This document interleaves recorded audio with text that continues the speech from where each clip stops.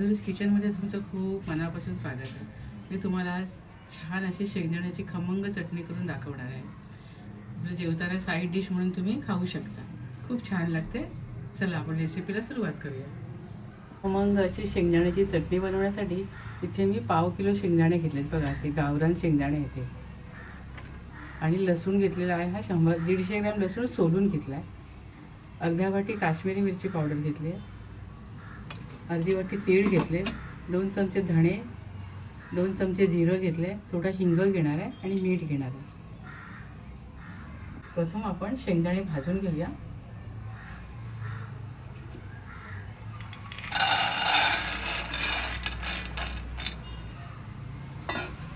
मंद गॅसवर खमंग भाजून घ्यायचे. इथे शेंगदाणे चांगले भाजून झाले आणि बघा असं चटचट आवाजही येतो बघा शेंगदाण्याचा. आता मी हे काढून घेते शेंगदाणे.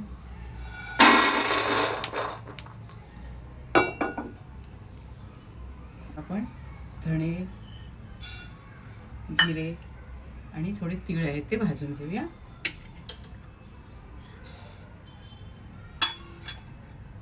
त्यावर आपण कढीपत्ता पण भाजायला घेऊया. आपली चटणी खमंग लागेल. इथे तीळ, धणे आणि जिरे भाजून झाले. थोडं मीठ घालूया. मीठ जरा भाजून घेतलं ना मग चटणी आपली टिकते चांगली. थोडा हिंग घालूया.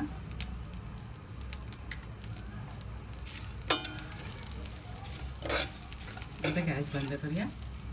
आता हे सारं गार झालं की आपण चटणी वाटून घेऊया.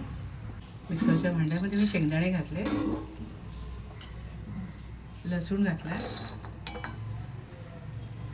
धणे बडीशेप घेतलं होतं ना ते घालूया, हिंग, मीठ हे सारं घालूया, लाल तिखट घालूया.